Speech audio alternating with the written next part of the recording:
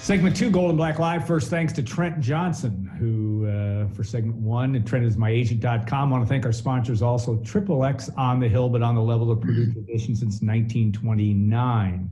And they put some tents up, actually, and they're going to be trying to serve throughout the winter as much as possible. I know that Carrie and Greg are working hard on that. Hilton Garden Inn, Tara Mason as well, open for business. All three of our sponsors are right on the, we could swing a cat, so to speak. They're all right in the same area down there. And of course, WLFI, we are grateful for them and all that they have do to make this show happen. Okay. Tom, I'll start with you. We've got football to talk about. Obviously, it's a Friday afternoon. Won't have access again until Sunday, but you had access on Wednesday night with Jeff Brom and on Thursday night with Brian Brom and the three quarterbacks. Give me it's hard to do this via Zoom and have a real vibe, but what did you glean from just the overall conversations you had with those individuals? Yeah, Jeff, obviously, we asked him about the return of Rondale Moore. We hadn't talked to Jeff since the Big Ten announced it was coming back. And so the first chance to have to get him in person or on camera, I should say. And, of course, he's very excited. Who wouldn't be about getting number 4 back in the fold? Also gave us an update on Lorenzo Neal, you know, the big defensive tackle. Jeff said he's out there practicing, still not fully 100%. But they want to make sure they get him to game day ready to go. I think we all realize the impact he could have on that new defense, especially against the run. So keep your eye out for number 9. And, ask Jeff, too, about the Iowa grad transfer cornerback, DJ Johnson. Where is he at with his NCAA waiver wire or waiver petition to be eligible this year? Still waiting for that to occur. Jeff thinks there's a good chance it will occur. So he gave us a pretty good rundown when we spoke to him, mid last week. Brian, I mean, you're watching this now, so you're a keen observer of all this. Hard to know what we're going to get because we're going to get Zoom interviews up till that first game, and then the first game is going to be pretty revelatory in terms of what we're going to know. But as you watch Tom's reporting and you pay attention to this as well, what are you watching for as much as anything at this point? Pretty much we're probably going to know less than ever before going into a season. I shouldn't say that at the risk of devaluing our product, but that's just. But I mean, coaches are going to know less too. Players are going to know less because things have been so. At least to this point, things have been so unconventional. You know, it was a dysfunctional spring, a dysfunctional summer, and in the Big Ten, a highly dysfunctional September. So it's almost like things are starting over right now. So I don't know how much there really is to know yet. But as I've said all along here since the onset of the pandemic, I think this year results are going to be as randomized as ever. You're not going to have much home field advantage or road disadvantage. Things are going to be more neutral that way. I think the dysfunctional offseason could lead to a few more, soft tissue injuries, little nagging problems, whatever it may be. And then the obvious elephant in the room being if you have COVID, it's going to hurt your chances to win because you're going to be down some guys. Contact tracing could, for all we know, determine some outcomes this season. The schedules may not be as balanced across the Big Ten as you would prefer, although that's pretty commonplace in the Big Ten in terms of your season draws. So I think things are going to be as random as ever in the Big Ten. And, that's sort of kind of where we are right now in terms of what we can know about this team, not getting to lay eyes on them at any point during the preseason or, actually be around the people we cover. Yeah, good point. And I think it is an interesting storyline. Now, Purdue, earlier today, we heard that they have moved their COVID reporting to Mondays. I don't know what that means, I'm not reading anything into it, to be very honest, Tom. But Purdue did have, obviously, the 13 or 14 student athletes that were removed or at least suspended with respect to some activity about a week ago. And Brian has spoken to this maybe as well, but Purdue means business. Said Mitch Daniels, no doubt means business when it comes to this process. The goal is to keep school as open as possible and still try to do football at the same time. Yeah, everybody's got a lot at stake here, especially from a financial standpoint. We all heard about the bleeding of lost money if there was no football season. Now we've got a football season of some sort. But still, guys, we all know the academic side, the athletic side. We want to make this as safe as possible for a lot of different reasons. On that note, September 30th was the first day of the daily antigen testing for the football players. That was important to have that in place, because without it, there would be no padded practices. So Purdue got its testing started the 30th. First padded practice was the 30th.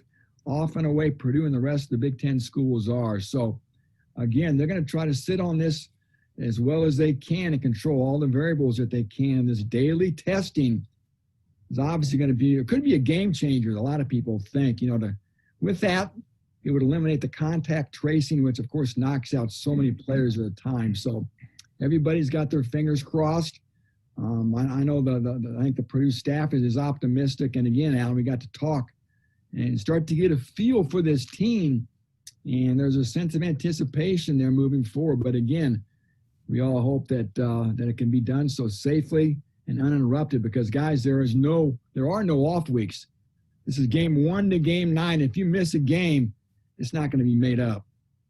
Brian, Mitch Daniels obviously means business. There's a lot on the line from him because he was probably one of the first, if not the first president of all the presidents in the country to say, hey, we need to open up. And so far, from everything we can tell, so good. The university has continued to operate, not without some hiccups.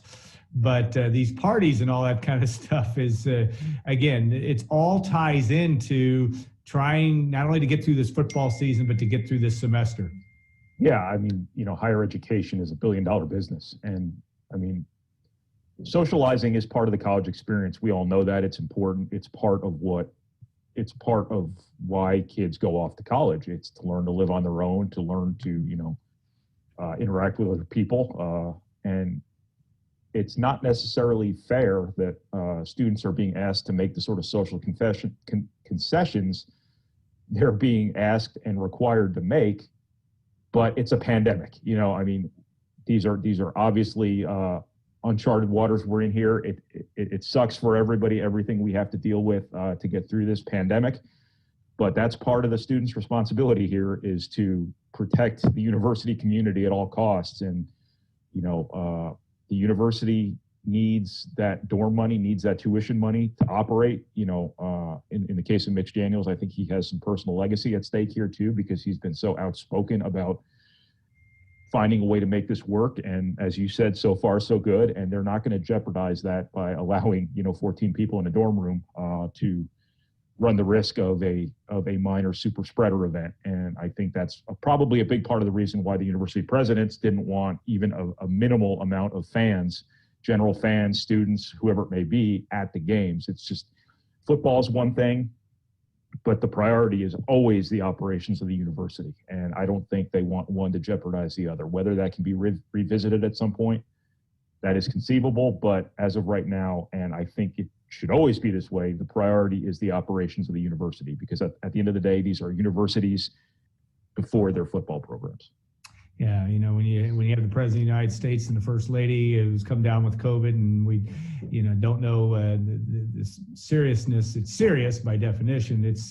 It has everybody's attention. Tom, Jeff Brom talked this week about fans, and no coach wants to not to have energy in his home stadium, but that's going to likely be the case. You're going to have some literally parents and staff and family members of staff members, but it's going to be kind of like a spring game at best in Ross-Ade Stadium. You're going to have to generate that type of enthusiasm. Talk about that, but also, and I want to get both of your opinions on, I think this is an interesting year for coaches and choosing what to focus on and how to keep things together. It's a lot more than just drawing up game plans for opponents, clearly. But Tom, I'll start with you. Yeah, I asked Jeff about what it's going to be like to play with no fans, what his feelings were about that very subject. And, he's not a fan of having no fans in the stands. I mean, don't get me wrong. He understands the risk. It's Dr. Seuss. The reason why he's no fan of the fan ban. Yeah. He understands the risk. And Sam, I am. Go ahead. we all want to contain the virus. His concern, though, is the lack of emotion that's not going to be in Ross-Ade Stadium on Saturdays. Will his team be able to get itself up without benefit of the fans in the stands, without the band blaring, without all the color and the fanfare that make college football fall Saturdays so great, right? That's going to be absent. And that's a big void emotionally. And again, and that was his worry is it's going to be a struggle like they've never had before, trying to get motivated, running out to an empty stadium, basically, right? And people brought up to me when Purdue won that game in 2018 against Ohio State in an empty stadium. Of course, the famous Tyler Trent game, 49-20. Again, the crowd that day was electric. You guys were there. You witnessed it. Again, would Purdue have won with as big of a margin without fans there? Would Purdue won the game at all without fans there? I mean, who knows? So, again, that's an X factor this year. Home field advantage, for the most part, is out the window for everybody. But, again, from Jeff Brom's standpoint, again, just something else on his to-do list, right?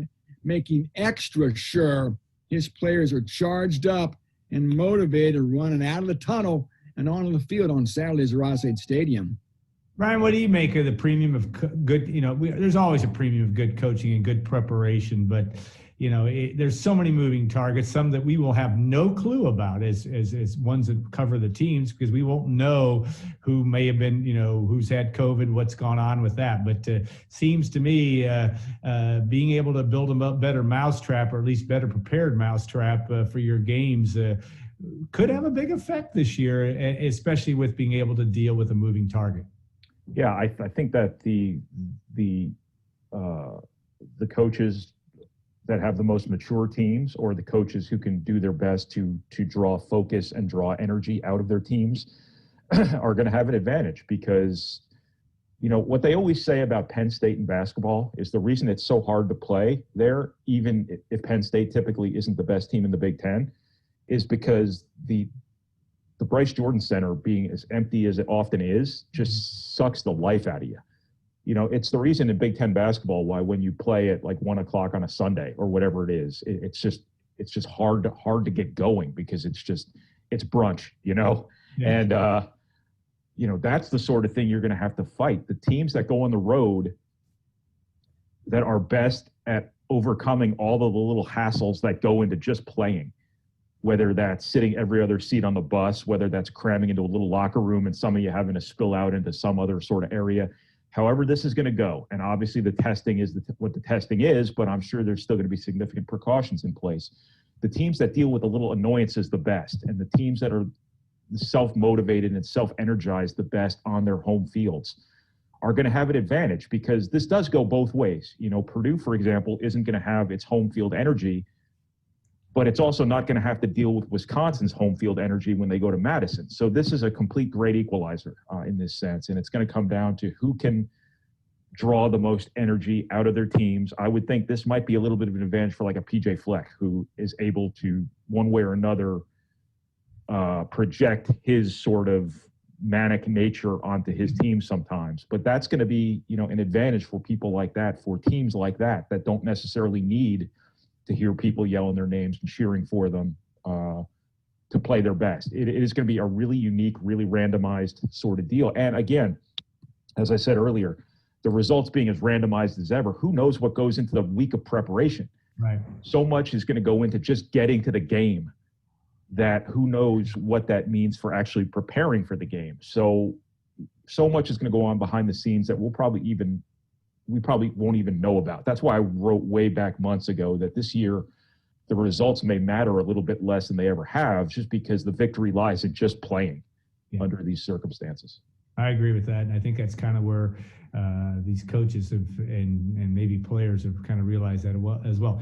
Kansas State beats Oklahoma, Tom, and comes back in Norman, not that it really mattered in some ways. Florida State goes down. Is that, and you've been writing your and the envelope please every Sunday in terms of what you have seen and watched in college football sans Big Ten, because the Big Ten obviously hasn't started yet. What trend is that the trend that you see? Is Brian right? Is it just going to be much more random than the past? Can Purdue finally beat Wisconsin, down the, on the road? And will there be an asterisk next to that? Because if the Boilermakers do, they you didn't beat them on the road in front of fans. Well, a win's a win, right? And at this point, it would be good too. Purdue last won in Madison in 2003, I believe. So. That's right.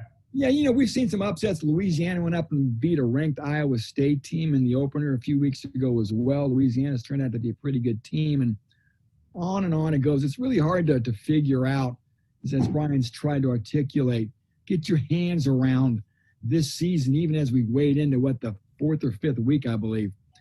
It's been such an obtuse and strange offseason. Unconventional from a training standpoint and development standpoint. I think teams are still probably trying to feel their way around. In the end, I think, as Brian also alluded to, the teams with that leadership, the teams that can lead themselves, that don't need to be prodded by a coaching staff continually, are the ones that will succeed. I think that's the case most years, guys. It's those teams that are self-led by strong leaders that set good examples that everybody's really forced to follow. Every year, those are the teams that typically excel. So I think that will continue to be the case this year. But I guess what's really unique is the fact that everybody's basically jumping right into the deep end this year. There are no ramp up, no build up with these non-conference games. You got to get in the pool and start swimming right away because, again, there's an abbreviated schedule. And there's not really any room for mess ups if you want to try to have a successful season. Although we do know, fellas, there is no win requirement for bowl games this year, but still, you'd like to have a winning record this year. COVID or no COVID, guys, wins still matter to the fans out there. They understand the circumstances are difficult, but they don't want to see 3-6. They will still want to see, I think, a winning record when we get right down to it. Yeah, we'll break down the schedule next week because it really is interesting for Purdue, big premium as it is for every team, really, is that getting out of the gate. Brian, I have one last question, and as we wrap up this segment, the notion that Rondale Moore returns and that ability, Purdue is not laden with seniors. Brahms talked about that, so maturity, it may be a little bit of a challenge, but the fact that Rondale Moore comes back, it should have the effect of raising not only Purdue's all boats but also maybe raising Purdue's attention to detail. Do you buy any of that? I think it raises Purdue's ceiling. I think it makes everybody in the offense better. I think the more veteran presences you have in a season like this, and especially one like Rondale Moore, who kind of carries himself like a professional. I don't think he's fazed by a whole lot of things. No. And that's precisely the sort of approach that, you want, that kind of business-like sort of, it doesn't matter what's going on around me, I'm still going to do what I'm doing. I think if that can wear off on other people, and Purdue does have a lot of young guys on this team. They have a lot of sophomores who played as freshmen last year. They have a lot of first-year players in terms of the junior college players and the transfers they brought in this year. Mm-hmm. That could matter, especially in a year where you don't necessarily have you don't really have a lot of experience at quarterback. You don't have a lot of experience at a lot of the positions where you really, really want it. So from both a football perspective, a marketing perspective, every perspective is a big win for Purdue, obviously getting Rondale Moore back. This could be one of them. That's actually a pretty good point. His approach to the game could really matter if it wears off on other people. I'm glad I can still make a good point now and then. It's good. All right, guys. Hey, thanks as always. I guess you're required by law to be here, but we appreciate that. But Tom Dienhart will be with me for our next segment with BTN's Dave Revson, and he's had an interesting last few months, and we'll talk to him about that, and also about his view towards his experience with the history of college football, which kind of pertains a little bit to this year and what we may see down the road. All right, guys, we'll move on to segment 3. We'll take a short break and be back in 2 minutes on Golden Black Law.